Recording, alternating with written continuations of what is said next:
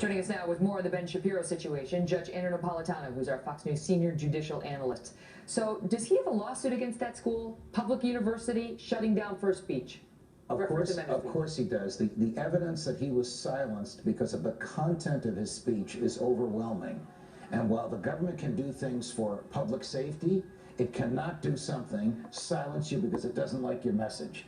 If this were a private university, it'd be a different story. This is the government-owned property. The Supreme Court has said not only can it not silence him, it has a duty to protect him so that he can say what he's brought there to say, and the people who want to hear him can hear his words. The irony is he was trying to deliver a message about the ridiculousness of safe spaces and microaggressions and all these trigger warnings that college students need. Right. And they're so sensitive they can't even hear the other side on that. And the professors were behind them. This is essentially a speech about the virtues of the freedom of speech, and that's what was silenced. And that they had to shut down.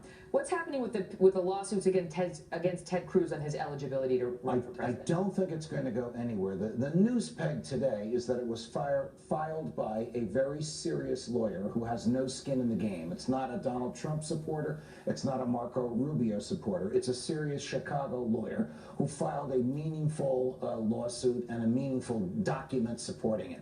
My own view, he fits squarely within a 1790s era statute saying if one of your parents is an American citizen who spent at least 1 year of his or her life in the United States before you were born, you are a natural-born citizen no matter where the mother was when you drew your first breath. How about Hillary Clinton? Because we heard earlier tonight from Catherine Herridge that yet more emails have been released that are classified. Now the number tops 2,000. Over 2,000 emails that Mrs. Clinton says when she looked at them, she didn't know that they were confidential, secret, or top secret. That is utterly without belief. Some of these which mention drone strikes, some of them which mention the names of undercover people working for foreign governments and for us. Some of these have transcripts of conversations of foreign government leaders, and she didn't know that that stuff was top secret, and she sent it on to her aides anyway. It gets more and more disturbing, and the AG's office is looking into it.